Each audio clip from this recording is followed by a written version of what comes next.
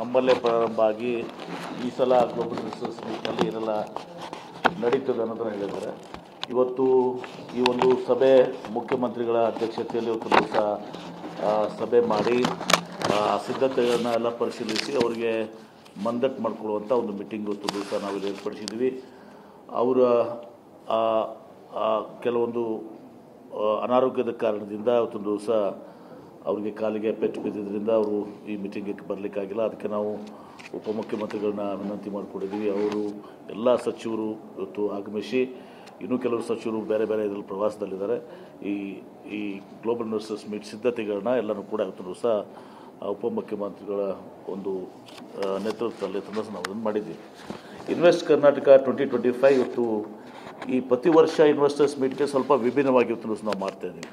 ಯಾಕಂದರೆ ಈಗ ಉಪಮುಖ್ಯಮಂತ್ರಿಗಳು ಹೇಳಿದ ಹಾಗೆ ಎಲ್ಲ ರಾಜ್ಯಗಳು ಇವತ್ತು ದಿವಸ ಗ್ಲೋಬಲ್ ಇನ್ವೆಸ್ಟರ್ಸ್ ಮೀಟ್ ಮಾಡ್ತಾಯಿದ್ದೀವಿ. ಪ್ರತಿ ರಾಜ್ಯಕ್ಕೆ ಮೊದಲು ಕೇವಲ ಕರ್ನಾಟಕ, ಮಹಾರಾಷ್ಟ್ರ, ಗುಜರಾತ್ ಒಂದು 3-4-5 ರಾಜ್ಯಗಳಾಗ್ತಾಯಿತ್ತು. ಹೀಗಾಗಿ ಈ ಸಲ ನಾವು ಸ್ವಲ್ಪ ಡಿವಿಯೇಟ್ ಮಾಡಿ ಸ್ವಲ್ಪ ಅರ್ಥಪೂರ್ಣವಾಗಿ ಇದನ್ನು ಆಗಲಿಕ್ಕೆ ಇವತ್ತು ದಿವಸ ಮಾಡಿದ್ದೀವಿ.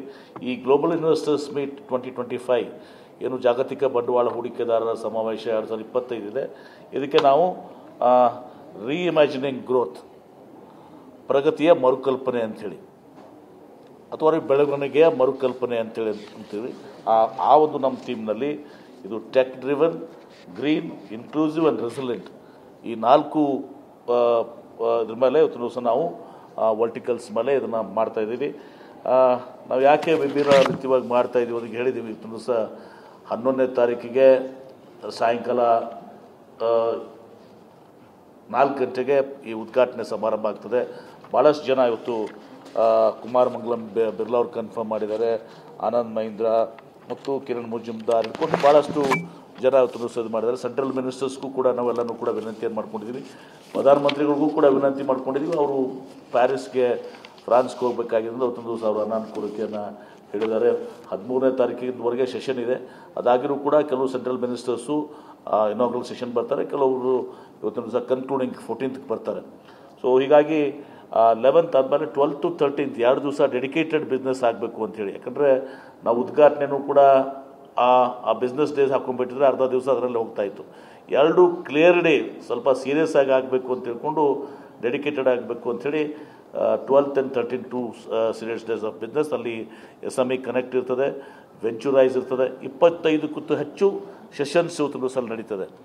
ಸುಮಾರು ನನಗನ್ಸೋ ಮಟ್ಟಿಗೆ 60ಕ್ಕೂ ಹೆಚ್ಚು ಸ್ಪೀಕರ್ಸ್ ಕನ್ಫರ್ಮ್ ಮಾಡ್ತಾರೆ. ಇನ್ನೂ ಭಾಳಷ್ಟು ಜನ ಕನ್ಫರ್ಮ್ ಮಾಡ್ತಾರೆ. ನಾವು ಯಾವ ರೀತಿ ನಮ್ಮ ಟೈಮು ಮತ್ತು ಇದನ್ನು ಲಭ್ಯತೆ ನೋಡ್ಕೊಂಡು ಇವತ್ತು ದಿವಸ ನಾವು ಸ್ಪೀಕರ್ಸ್ನ ಇದು ಮಾಡ್ತಾಯಿದ್ದೀವಿ. ಎಕನಾಮಿಸ್ಟ್ ಜೊತೆ ನಾವು ಟೈಅಪ್ ಮಾಡ್ಕೊಂಡಿದ್ದೀವಿ. ಈ ಸಲ ಎಕನಾಮಿಸ್ಟ್ ಜೊತೆ ಇವತ್ತು ದಿವಸ ನಾವು ಟೈಅಪ್ ಮಾಡಿಕೊಂಡು ಯಾವ ರೀತಿ ದಾವೋಸ್ನಲ್ಲಿ ಅದು ಆಗ್ತದೆ, ಗ್ಲೋಬಲ್ ಇದು ವರ್ಲ್ಡ್ ಎಕನಾಮಿಕ್ ಫೋರಮ್, ಅದರಲ್ಲಿ ಕೆಲವು ಎಲಿಮೆಂಟ್ಸ್ನ ತೊಗೊಂಡಿದ್ದೀವಿ. ಪ್ರಪ್ರಥಮ ಬಾರಿಗೆ ಸುಮಾರು 16 ಕಂಟ್ರೀಸ್ ಆರ್ ಪಾರ್ಟಿಸಿಪೇಟಿಂಗ್. 9 ಜನ ತಮ್ಮ ಪವಿಲಿಯನ್ಸ್ ಕೂಡ ಇವತ್ತು ದಿವಸ ಆಗ್ತಾ ಇದ್ದಾರೆ. So wide range of speakers from all top in various fields companies ಅಲ್ಲಿ ಇದು ನಡೀತದೆ. SME ಕನೆಕ್ಟ್ ನಡೀತದೆ. SME ಕನೆಕ್ಟ್ನಲ್ಲಿ 2000ಕ್ಕೆ ನಾವು ಈಗಾಗಲೇ ಹೇಳಿದಂಗೆ ಟ್ರೈನಿಂಗ್ ಕೊಟ್ಟಿದ್ದೀವಿ ಕಂಪನೀಸ್ಗಳಿಗೆ. ತದನಂತರ ವೆಂಚುರೈಸ್ ಅಂದರೆ ಸ್ಟಾರ್ಟಪ್ ಚಾಲೆಂಜ್ ಏನಿದೆ, ಇಂಡಸ್ಟ್ರೀಸೇ ಪ್ರಾಬ್ಲಮ್ ಕೊಡ್ತಾರೆ, ಆ ಪ್ರಾಬ್ಲಮ್ ಕೊಟ್ಟದನ್ನು ರಿಸಾಲ್ವ್ ಮಾಡಲಿಕ್ಕೆ ಆ ಸ್ಟಾರ್ಟಪ್ಸ್ಗೆ ಇದು ಮಾಡ್ತೀವಿ. ಅದರಲ್ಲಿ $1 lakh each prize 3 verticals, electronics, ಆಮೇಲೆ ನಮ್ಮ ಏರೋಸ್ಪೇಸ್ ಆ್ಯಂಡ್ ಡಿಫೆನ್ಸು ಮತ್ತು EV, ಈ 3 $1 ಲಕ್ಷ ಈಚು. ಅದು ಇಂಡಸ್ಟ್ರಿಯವರು ನಮಗೆ ಅದನ್ನು ಸ್ಪಾನ್ಸರ್ ಮಾಡ್ತಾ ಇದ್ದಾರೆ. ಅದ್ರ ಜೊತೆಗೆ ಭಾಳಷ್ಟು ಬಿಸ್ನೆಸ್ ಮೀಟ್ಸೂ ಆಗ್ತಾ ಇದ್ದಾವೆ. ಇದ್ರ ಜೊತೆಗೆ ಈಗಾಗಲೇ ನಾವು ಭಾಳ ಸಲ ನೀವು ಪ್ರಶ್ನೆಗಳನ್ನ ಕೇಳ್ತಾ ಇದ್ರಿ, ಎಷ್ಟು ಬಂಡವಾಳ ಬರ್ತದೆ, ಎಷ್ಟು ರಿಯಲೈಸ್ ಆಯಿತು ಅಂಥೇಳಿ. ಈ ಸಲ ನಾವು ಭಾಳ 7 ಲಕ್ಷ ಕೋಟಿ ಈಗಾಗಲೇ ನಮಗೆ ಕಮಿಟ್ಮೆಂಟ್ ಬಂದಿದೆ. ಇನ್ನೂ 3 ಲಕ್ಷ ಕೋಟಿ ಕಮಿಟ್ಮೆಂಟ್ ಬರ್ತದೆ.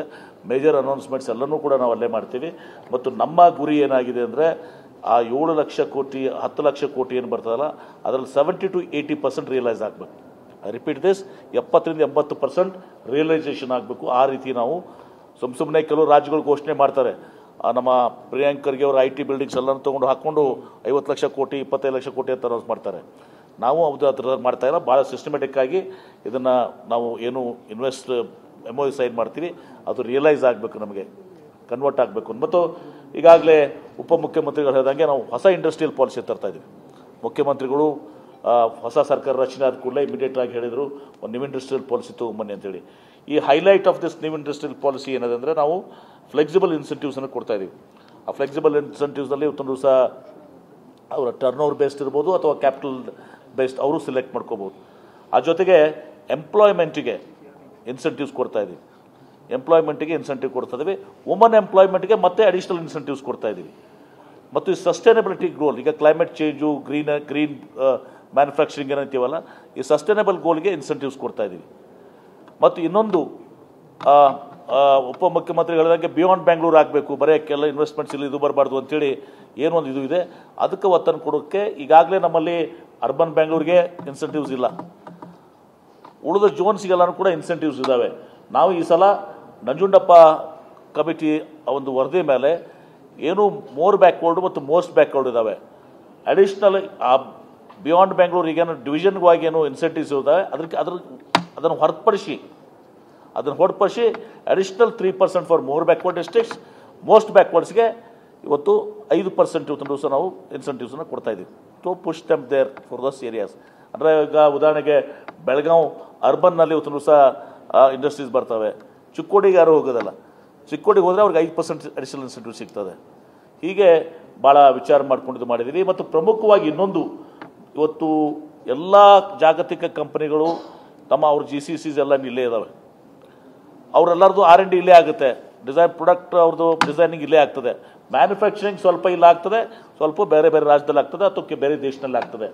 ಅವ್ರನ್ನ ಇಲ್ಲಿನೇ ಇವತ್ತು ದಿವಸ ಇನ್ವೆಸ್ಟ್ಮೆಂಟ್ ಮಾಡಲಿಕ್ಕೆ ಇವತ್ತು ದಿವಸ ನಾವೊಂದು ಸ್ಪೆಷಲ್ ಇನ್ಸೆಂಟಿವ್ 10% R&D ಇದನ್ನು ಇಲ್ಲೇ ನೀವು ಮ್ಯಾನುಫ್ಯಾಕ್ಚರಿಂಗ್ ಮಾಡಿದರೆ ನಿಮಗೆ ಅಡಿಷ್ನಲ್ 10% ಇನ್ಸೆಂಟಿವ್ಸ್ ಕೊಡೋ ಮೂಲಕ ಆ R&D ಏನು ಇಲ್ಲಿ ಬೆಂಗಳೂರಲ್ಲಿ ಡೆವಲಪ್ ಆಗ್ತದೆ ಅದನ್ನು ಇಲ್ಲಿನೇ ರಿಯಲೈಸ್ ಮಾಡ್ಕೊಳ್ಳೋಕ್ಕೆ ನಾವು ಅದನ್ನು ಒಂದು ಹೆಜ್ಜೆಯನ್ನು ಇಟ್ಟಿದ್ದೀವಿ.